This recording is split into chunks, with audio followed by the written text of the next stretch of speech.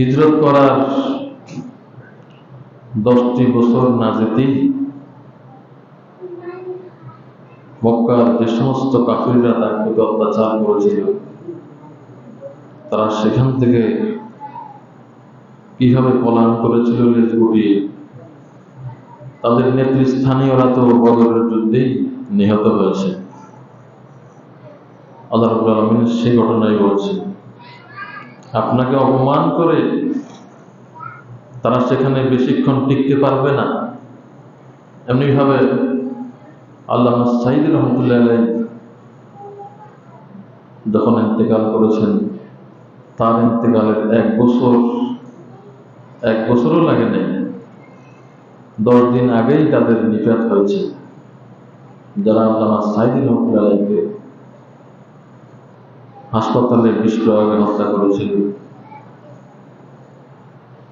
তাকে অপমান করেছিল,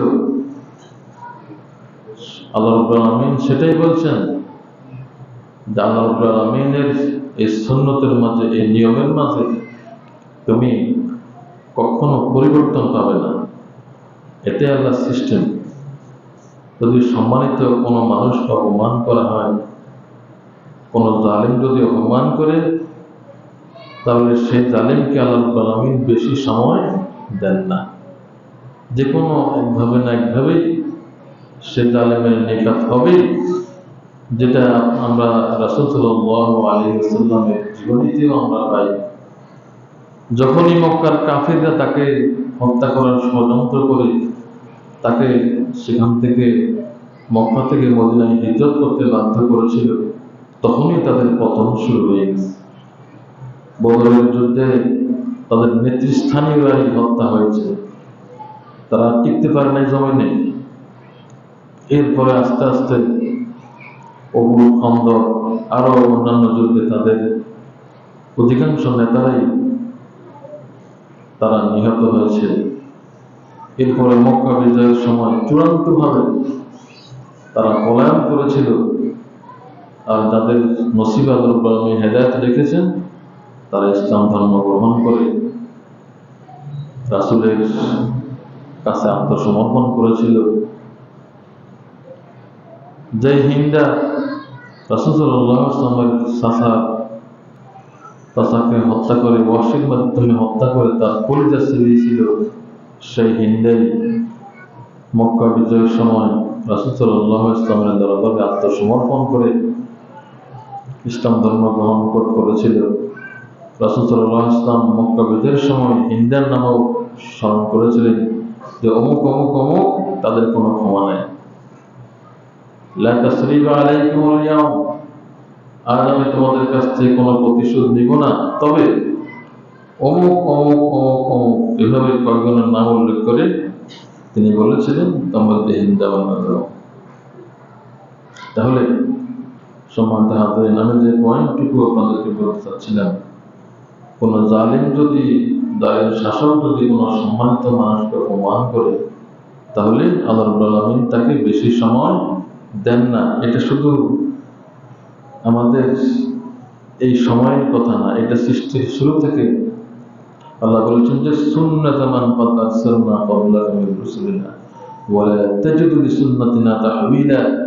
তুমি আল্লাহর সুন্নতের মাঝে, আল্লাহর সিস্টেমের মাঝে কোনো পরিবর্তন পাবে না। আল্লাহর সিস্টেম সৃষ্টির শুরু থেকে আজ পর্যন্ত এবং কিয়ামত পর্যন্ত একই থাকবে। ওয়া কুল্লা শাইইন ফাসসালনাহু তাফসীলা। আল ইমরানের 26 নম্বর আয়াতে আল্লাহ বলছেন যে কোরআনুল কারীমে আমি সব কিছু বিস্তারিতভাবে উপস্থাপন করেছি। ইসলাম সম্পূর্ণ একটি জীবন ব্যবস্থার নাম, যার মাঝে সবকিছু পরিপূর্ণভাবে উপস্থাপিত হয়েছে, বিস্তারিতভাবে উপস্থাপিত হয়েছে। তবুও কেন আমরা ইসলামকে বাদ দিয়ে অন্য মতাদর্শের কাছে হাত পা দিই? কোনো প্রয়োজন নেই।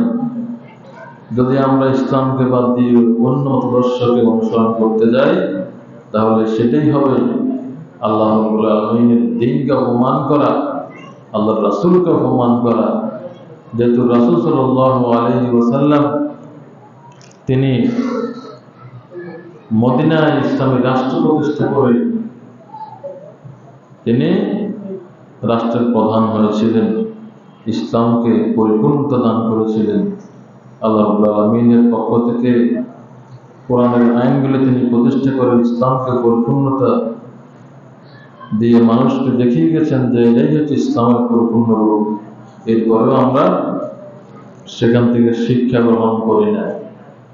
আমরা যখন ইহুদি নাসরারা আমাদেরকে আমাদের মাথা কিনে হারাইতেছে টাকা দিই, আমরা তখন সেই টাকা গ্রহণ করি। তখন তো আমাদের বলা উচিত যে আমি যে কোনো বিস্তর বিনিময়ে আমার ইমানকে বিক্রি করতে পারবো না। আমার ইমান হচ্ছে সবচেয়ে বড়। আমার মিশন হবে আল্লাহর জমিন, আল্লাহর দ্বীন প্রতিষ্ঠা করা। সুতরাং এটাকে আমি তুচ্ছ করে অন্য কিছুকে আমি গ্রহণ করতে পারি না। আর আল্লাহ রাব্বুল আলামিন আমাদেরকে ইসলাম দিয়েছেন।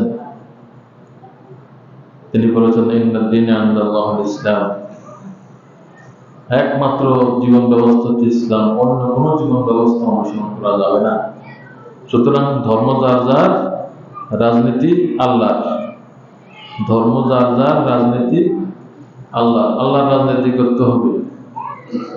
এই দুনিয়া যত বড় রাজা আছে, সব রাজার মহারাজাকে, আরো ধরে বলি, সব রাজার মহারাজাকে আল্লাহ। সুতরাং বড় রাজার রাজনীতি করতে হবে।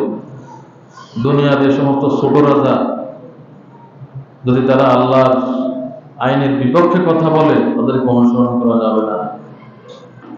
যে সমস্ত রাজারা আল্লাহর সিস্টেমকে ভুলুণ্ঠিত করতে চায়, তাদেরকে অনুসরণ করা যাবে না। আল্লাহ রাব্বুল আলামিনের